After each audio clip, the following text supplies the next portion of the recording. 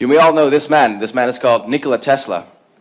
And in my opinion, he's one of the brightest minds in the history of science. And he has worked on technologies which not only harvest electricity from the vacuum of space, but also to transmit it wirelessly across the globe for everybody to use freely. And just to quote him here, electric power is everywhere in unlimited quantities and can power the world's machinery without the need for coal, oil, or gas. Isn't that amazing? Well, unfortunately, his primary investor, called J.P. Morgan, he eventually found out that he could not profit from Tesla's ideas. So he simply cut his funding at one point, and Tesla died a rather poor man, and without the respect he actually deserved.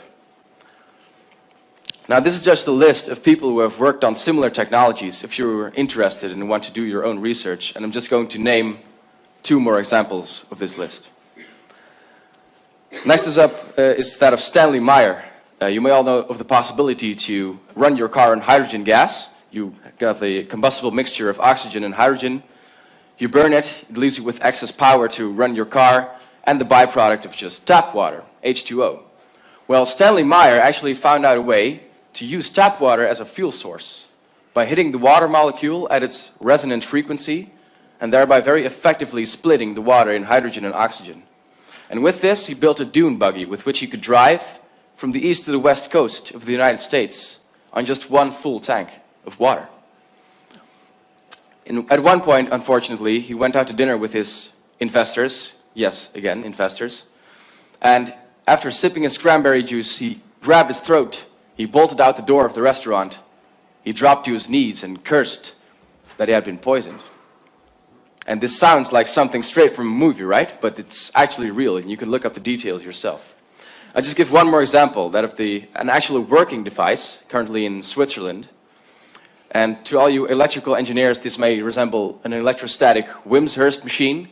Sounds complicated, but this one actually converts the ambient field energy, or radiant energy as Tesla would call it, into usable electricity. And the reason why Mr. Baumann has chosen not to disclose this technology is that he thinks humanity is simply not ready for it yet. And we may soon see why. So this leaves us with a very big question: what happened? Why are we not driving in water-fueled cars? Why are we not receiving electricity from the atmosphere or the vacuum of space freely? Peter Lindemann is an authority on the radiant energy Tesla was talking about, and he proposed 4 forces actually. And the first being the banking system. And I know what some of you may think: oh, here comes that guy with that Illuminati conspiracy theory. No, we're going to leave that behind. So in a free market economy, everybody is free to earn as much money as they like, but only in the form of the dollar or the euro or whatever currency you have. So you're never going to be paid in gold anymore, for example.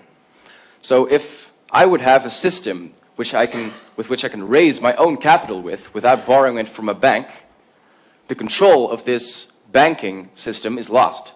So naturally, they do everything to stop this. You can even see this in current day technologies, like photovoltaics and wind turbines. They're already being regulated more and more because of their devaluating capacity. It's even on the cover of The Economist. It's not a big secret or conspiracy. And that brings me to the second force: national governments. Because governments found out that the true policy that actually works is called an eye for an eye. So it's constantly jockeying for influence in world affairs, and it's survival of the fittest, basically.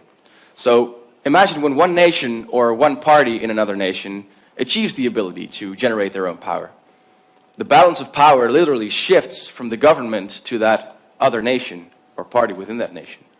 And everybody will want this technology, and at the same time, everybody will want to prevent the other from getting it. So to prevent this chaos, governments do something smart.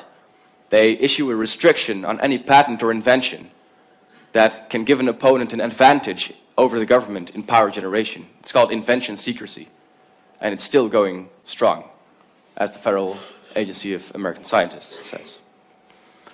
The third group is actually comprised of the deluded inventors, or fraudsters, if you will, which actually are only in it for the money. So the problem is most of these devices don't work. YouTube is full of them. And actually, the first two forces use the worst cases of these people to promote the idea that every technology concerning this free energy is a hoax, is a scam. So nobody believes in it anymore. And then there's the people who actually have built a device that works, but they're still in it for the money. And then Shell comes to their doorstep and says, hey, here's a couple of $1 million, go live a happy life, but don't speak about your technology again. So what is a couple of $1 million to a $20 trillion industry anyway? I'm really wondering if somebody from the audience can guess what the fourth force is. What is the fourth force that is preventing this tech from happening? Anybody has an idea?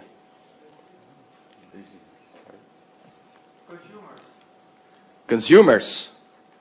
Exactly. It's all the rest of us. It's you and me. Because you see, in the incentives and the motives of the first three forces, they seem so selfish and so narrow. But in reality, we share those same motives.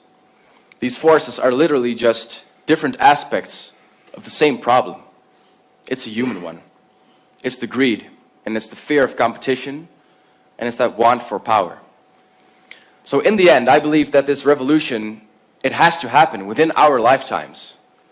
And either it goes horribly wrong, and we destroy ourselves in the process, or we as a people choose the green transition. And we can nowadays, because we have the internet to form a critical mass and spread the information, as opposed to, let's say, 20 years ago. So that's why I challenge you all to do your own research into this subject, if you are interested, and spread the word. Because it is up to us to develop this technology that is already there. And the first three forces are not going to help us with this. And I would like to close with this. The true basic need of every human, I don't think it's water, it's not food, and it certainly is not money. I think it's energy. And that is why my hope for the future is a world in which energy is free for everybody. Thank you very much.